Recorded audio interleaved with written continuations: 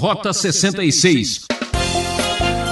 Dê um sinal da tua bondade, não é uma visão, não significa que vai acontecer uma coisa fora do normal para ver se Deus vai fazer alguma coisa.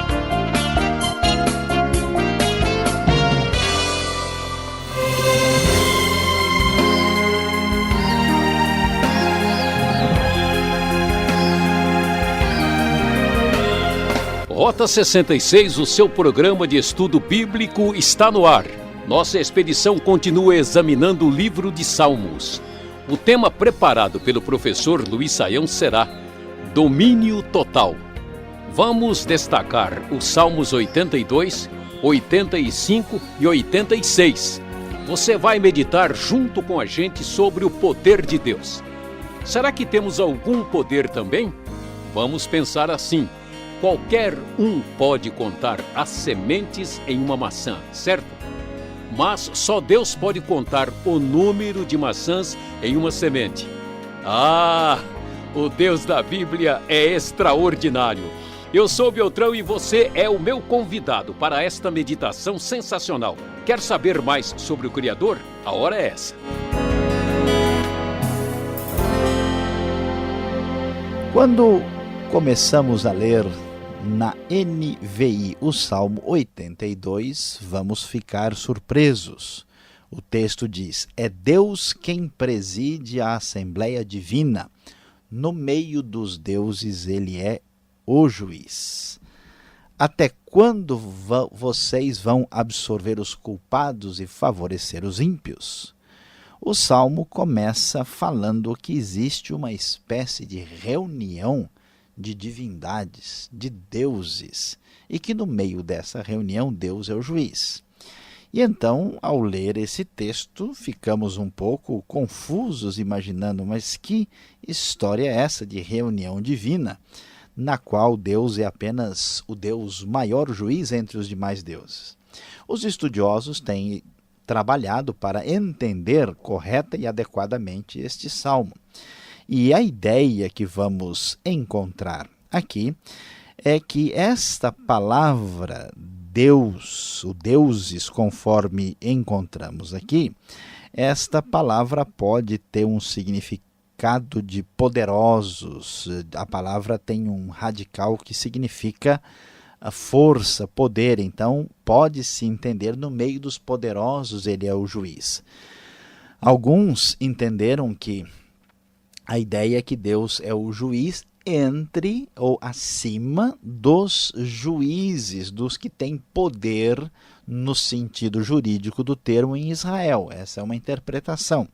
A outra ideia é que isso se refere aos reis da antiguidade e que Deus seria o juiz dos reis. E, finalmente, a ideia que parece fazer bastante sentido é que se acreditava na antiguidade, se entendia que por trás do poder de certos reis havia um poder divino ou pelo menos de natureza angelical. Então Deus, sendo aquele que tem o domínio total, está acima de qualquer poder humano ou angelical. E como Deus é o Rei dos Reis, Deus é o Senhor dos Senhores, Deus é aquele que está acima dos demais deuses, aqui vamos encontrar que ele é o juiz e ele começa a condenar todo tipo de atitude incorreta, quem absolve o culpado e favorece o ímpio. O texto diz: garantam justiça para os fracos e para os órfãos. Aqui há uma repreensão contra a atitude dos governantes com relação aos oprimidos. Mantenham os direitos dos necessitados e dos oprimidos, livrem os fracos e os pobres, libertem-nos das mãos dos ímpios. Eles nada sabem, nada entendem, vagueiam pelas trevas, todos os fundamentos da terra estão abalados. Então, aqui há uma procura, uma busca clara de retomar os valores fundamentais do governo, do juízo e até mesmo valores jurídicos para o benefício da sociedade. E o texto prossegue e diz: eu disse, vocês são deuses, todos vocês são filhos do Altíssimo, mas vocês morrerão como simples homens, cairão como qualquer outro governante. Deve ser entendido aqui, vocês são poderosos. Todos vocês têm origem no próprio Deus, todos vocês têm uma posição que em última instância está inspirada em Deus, mas não se esqueçam que são simples mortais que vão morrer e vão cair como qualquer outro governante. Levanta-te, ó Deus, julga a terra, pois todas as nações te pertencem. Claramente o Salmo então mostra Deus com o domínio completo, o domínio de tudo, porque Ele é o Senhor. Embora muitas pessoas não percebam, não imaginem essa realidade, Deus continua com o domínio completo e total sobre toda e qualquer circunstância ou situação. Esse domínio divino também pode ser observado no Salmo 85. O Salmo agora mostra não tanto o aspecto do poder de Deus com um enfoque jurídico, mas sim de outra forma. Diz o texto da NVI, começando no primeiro versículo: foste favorável à tua terra, ó Senhor, trouxeste restauração a Jacó, perdoaste a culpa do teu povo e cobriste todos os teus pecados. Aqui, conforme começamos a perceber, trazer restauração, a ideia é de um salmo pós-exílico que está comemorando o retorno do povo de Judá para a terra de Israel. Vemos que o Senhor perdoou a culpa, cobriu os pecados, por isso a grande alegria. E esta alegria que comemora o domínio, o poder do Senhor de trazer de volta o poder de Deus na história, vemos aqui o seguinte, versículo 4, restaura-nos mais uma vez, ó Deus, nosso Salvador, e desfaze o teu furor. Ficarás indignado conosco para sempre? Prolongarás a tua ira por todas as gerações? Mostra-nos o teu amor, diz o verso 7 da NVI. Mostra-nos o teu amor, ó Senhor, e concede-nos a tua salvação. E este reconhecimento do domínio de Deus que trouxe restauração para o povo de Judá é comemorado nos versos finais do Salmo 85. O amor e a fidelidade se encontrarão, a justiça e a paz se beijarão, a fidelidade brotará da terra e a justiça descerá dos céus. O Senhor nos trará bênçãos e a nossa terra dará sua colheita. A justiça irá diante dele e preparará o caminho para os seus passos.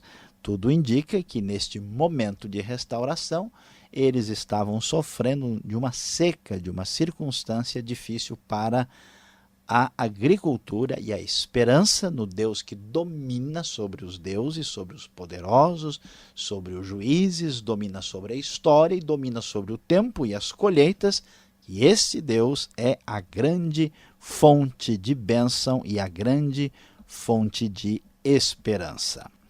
Chegando ao Salmo de número 86, nós vamos encontrar, olha só, mais uma vez, de novo aqui, uma oração davídica. Lembra-se, já faz tempo que não vemos um salmo davídico desde o encerramento do segundo livro de Salmos. E a semelhança de outros salmos, Davi está aqui pedindo a misericórdia, a graça, a bondade de Deus diante do desafio dos inimigos.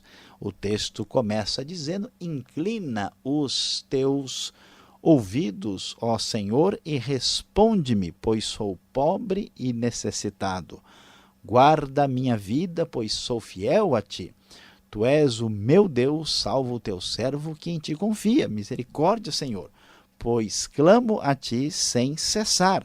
Alegra o coração do teu servo, pois a ti, Senhor, elevo a minha alma.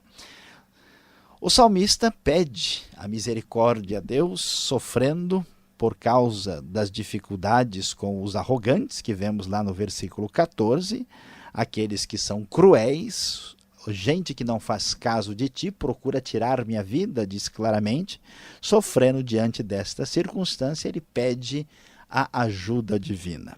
Por quê? Porque o Deus que domina sobre os reis e os juízes, o Deus que domina o tempo e a história, é o Deus que também tem controle sobre o que acontece com a nossa vida. A segurança contra o perverso, o malvado e o inimigo também vem de Deus. Por isso o salmista há de reconhecer, e o faz muito bem no verso 15, dizendo: mas tu, Senhor, és Deus compassivo e misericordioso, muito paciente, rico em amor e em fidelidade. Volta-te para mim, tem misericórdia de mim, concede a tua força a teu servo e salva o filho da tua serva. Dá-me um sinal da tua bondade para que os meus inimigos vejam e sejam humilhados, pois tu, Senhor, me ajudaste e me consolaste. A esperança da vitória contra a perseguição, do livramento de Deus, claramente é expressa aqui pelo salmista. O que chama a nossa atenção é que a grande dúvida de Israel ou de Judá nos tempos antigos era: como é que Deus pode ser o Deus poderoso, verdadeiro, dominador diante das outras nações e dos deuses das outras nações? E aqui nesses salmos nós vamos observar que esta ideia claramente é trabalhada e devidamente respondida e devidamente explicada. Vimos no Salmo 82 como Deus está acima dos reis, dos outros poderes e até mesmo das divindades por trás desses poderes. Vimos como Deus conduziu a história, vimos como Deus trouxe de volta o seu povo e como Deus tem o controle sobre a seca. Vemos como Deus abençoa o rei amado, e o Salmo 86 ainda vai fechar estes 3 salmos aqui por nós abordados, fazendo esta referência de que só Deus é poderoso, como dissemos, ele tem domínio total. Veja só o verso 8 do Salmo 86. Nenhum dos deuses é comparável a ti, Senhor. Nenhum deles pode fazer o que tu fazes. O salmista está pedindo apenas ajuda contra os inimigos, mas ele sabe que só o Senhor é Deus. As demais nações têm reis, têm poder, podem fazer muita coisa, pois é, mas qual é a grande verdade? Verso 9, todas as nações que tu formaste virão e te adorarão, Senhor, e glorificarão o teu nome, pois tu és grande e realizas feitos maravilhosos, só tu és Deus. Meu querido ouvinte, nos dias de hoje, quando nós somos iludidos com o nosso próprio poder, com a nossa própria força, escutamos as notícias, lemos as revistas e parece que Deus nem existe na vida do dia a dia, do jeito que encontramos na nossa sociedade. Mas a grande verdade é que não importa o tamanho do poder do ser humano, não importa o quanto ele consegue subir até as estrelas, manifestar sua inteligência, o seu poder, desenvolver armas e parecer poderoso, a grande verdade é que só o Senhor é Deus, só ele possui o domínio total. Portanto, adore-o e sujeite-se e submeta-se àquele que é o Senhor do Senhor, o Rei dos Reis, para todo sempre. Amém.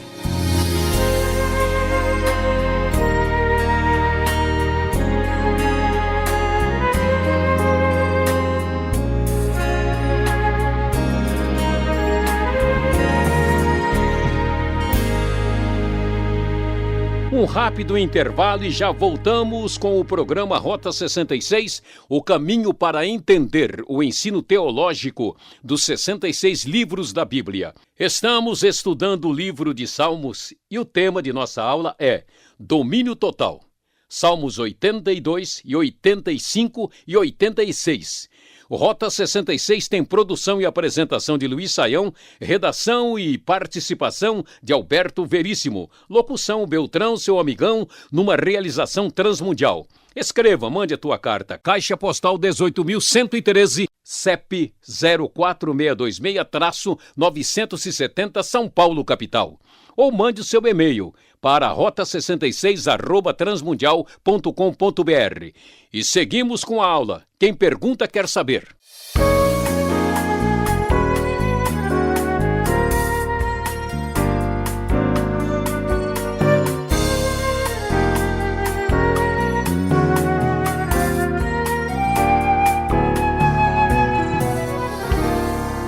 Você está acompanhando um estudo muito interessante hoje nos Salmos 82, depois fomos ao 85 e agora 86.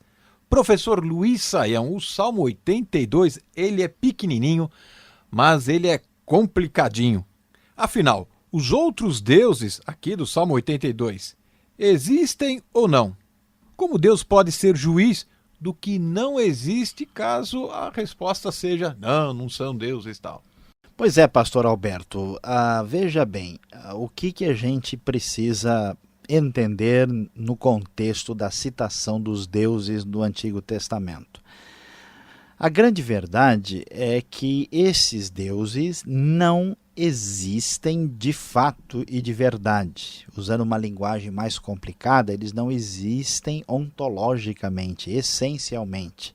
Agora, isso vai ser mais desenvolvido e mais trabalhado em outros textos bíblicos. Por exemplo, em grande parte do livro de Isaías, especialmente depois do capítulo 40, a gente vai ver esta grande disputa, questionamento, ridicularização do paganismo, dizendo, olha, esses deuses não são nada, eles são vazios. Por exemplo, no Antigo Testamento não se fala que esses deuses estão associados a demônios como no Novo Testamento.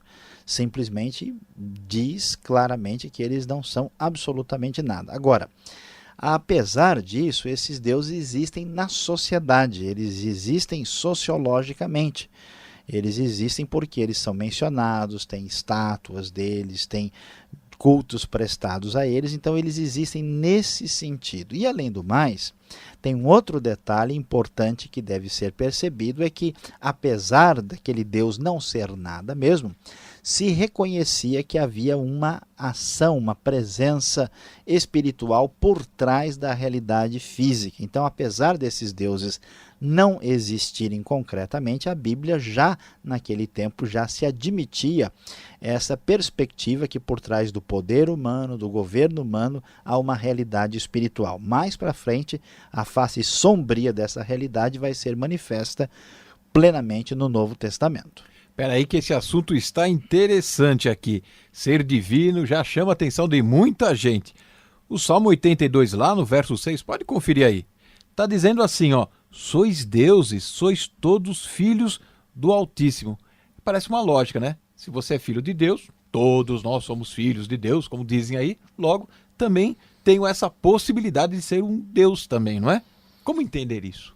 Pois é, esse texto ele é bastante complicado, até porque quem está dizendo isso é o próprio Deus, né? Ele diz no verso 6, eu disse, vocês são deuses, todos vocês são filhos do Altíssimo. Mas veja bem, o que está acontecendo, como é que esse texto está sendo visto aqui, depende do contexto.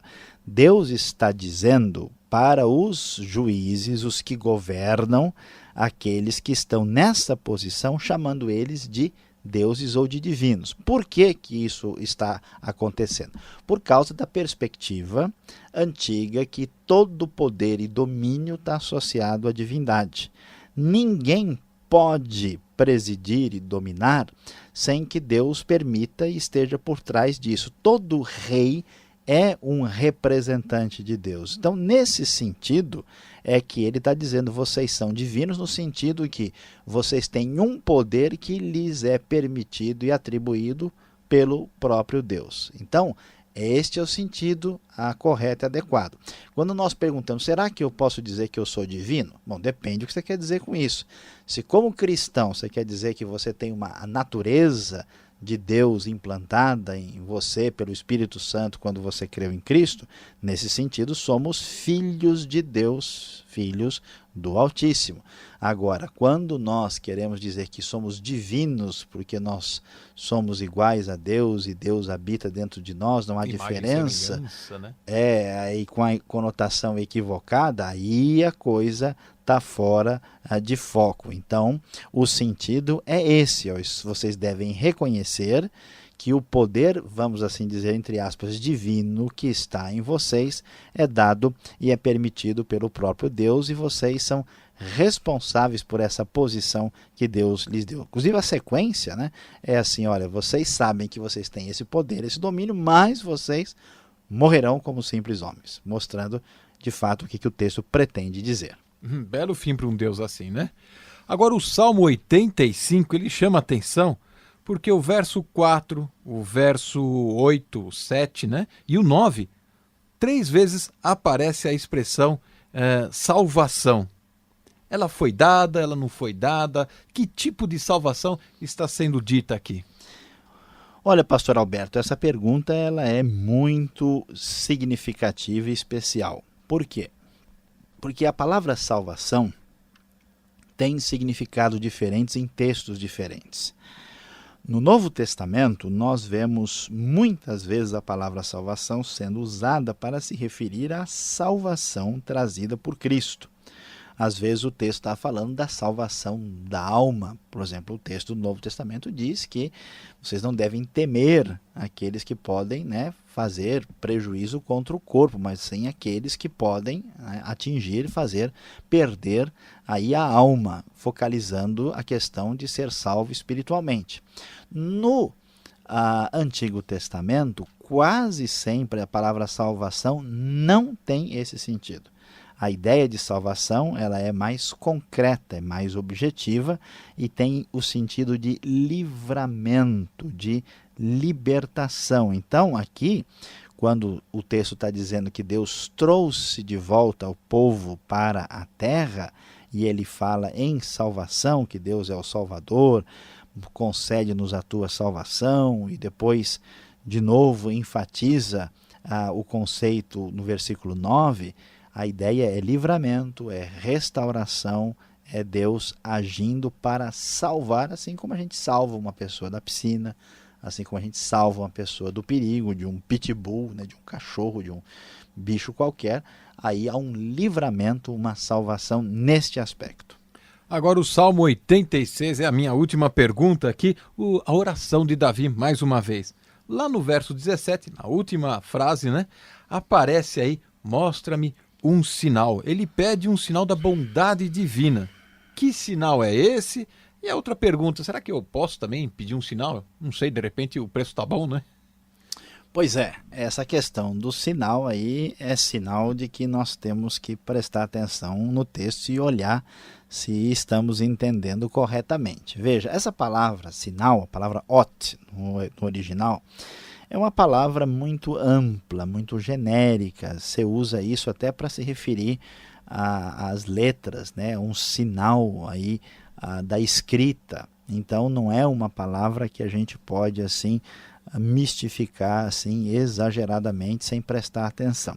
O que está acontecendo? Davi está na posição de rei, ele está sofrendo aí o perigo dos inimigos, aqueles que querem tirar-lhe a vida, no versículo 14. Quando ele está pedindo a manifestação da bondade de Deus, no verso 15, ele está fazendo isso com o foco voltado para a realidade da aliança. O versículo 15, por exemplo, diz que Deus é rico em amor e em fidelidade. Nós temos uma aliança, um contrato com Deus. Então, ele diz, olha, Deus, o Senhor é o meu grande rei, que me segura, o grande poderoso a quem eu devo obrigação.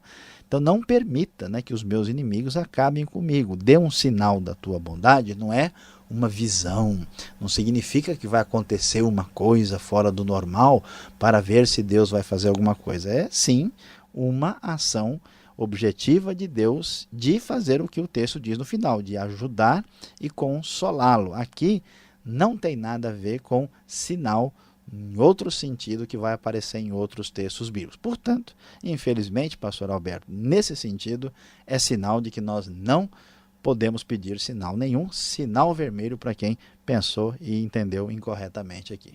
Sinal estão fazendo para nós que o nosso tempo está terminando, mas antes temos uma palavra especial para você.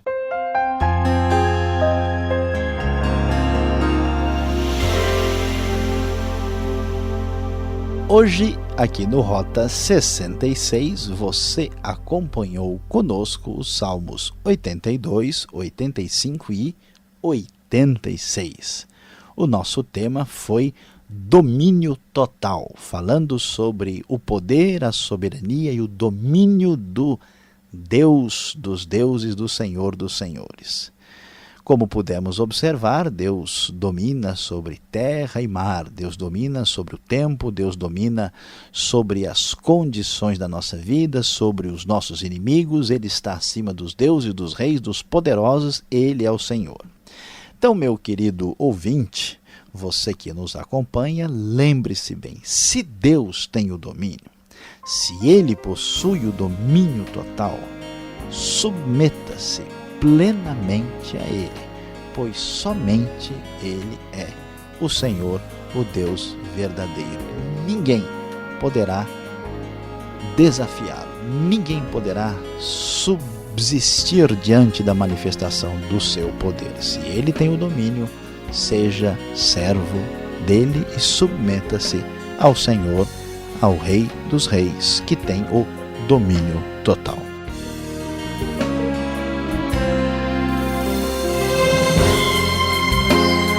Rota 66 de hoje chegou ao final, que pena! Espero você nessa sintonia e horário com mais um estudo da série Salmos. Mais informação no site transmundial.com.br. E obrigado pela audiência. Fique com a paz do Senhor e aquele abraço.